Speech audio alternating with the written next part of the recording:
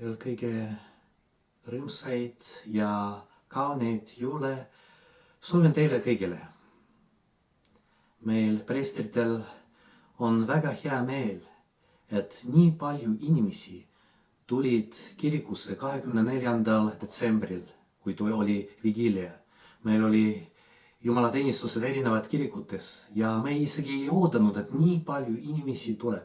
See on väga tore, et inimesed tahavad olla koos Jeesuse Kristusega ja mitte ainult virtuaalselt, vaid kehaliselt.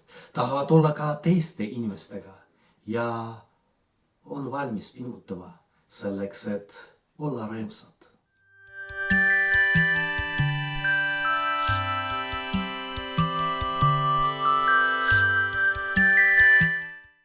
Rõõmust me rääkisime möödunud kolmapäeval ja mäletate, oli jutt sellest, et me väga tihti soovime teistele, et nad oleksid rõõmsad, aga tegelikult ise ei ole rõõmsad. Miks see niimoodi toimub ja kuidas ma saan olla rõõmus? Ma ei saa ju öelda iseendale, ise Igor, ole rõõmus ja hetke pärast juba kõik on korras.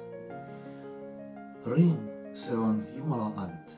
Jumal tahab, et ma oleksin rõõmus, aga väga tihti, võib-olla kahjuks, on midagi minu sees, mis ei luba mul võtta vastu seda, mida Jumal tahab anda mulle. Ja niimoodi ongi. Ma tahan olla rõõmus, aga ei ole. See tähendab, on mingi patt. Käime pihil. Igaüks meie seast käib pihil. Räägime erinevatest asjadest. Tunneme võib-olla kergendust. Tunneme, et võime minna armulauale. Aga kui ei ole rõõmsad, siis võib-olla midagi veel on. Midagi veel, millest on vaja rääkida pihiisale. Toon teile väike näide. Näiteks võiks mitte minna kirikusse, kui on mingi jumalateenistus. On erinevad põhjused. Praegu mõned inimesed veel kardavad. Kui ma ei lähe, kas ma olen rõõmus? See rõõmus sellepärast, et ma suudan teha midagi muud, lihtsalt puhata. Või kuskil südames ma tunnen, et Jeesus Kristus kutsub mind, mine kirikusse. Ma tahan kindlasti kohtuda sinuga, aga ma ei tahtnud. Miks ma siis teen niimoodi?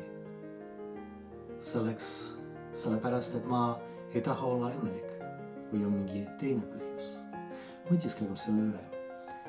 Kas mul ei ole kuskil südames mingi kurjus? Ma tahan olla rõõmus, aga midagi ei luba. Mis see on? Miks ma räägin sellest nendel päevadel, kui me kõik peame olema rõõmsad ja peame tegelikult rääkima headest asjadest, sellepärast et jõulud ei ole ainult rõõmsad päevad. Jõulud, Jeesuse Kristuse sündimine oli seotud ka kurjusega. Püha Stefanos, märter, süüta lapsed, märtrid, Püha Johannes, siis kui me kuulsime evangeeliumi tühjas haavast, ka kurb lugu, vähemalt alguses. Püha perekond. Maarja ja Joosep kaotavad last. Mõtiskleme selle üle. Kus on see kurjus meie sees?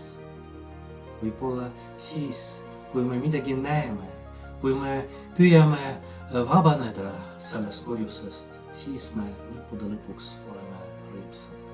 Soovin teile ka head vana aasta lõppu ja kui te soovite midagi teistele inimestele, soovige, et nemad oleksid rõõmsad.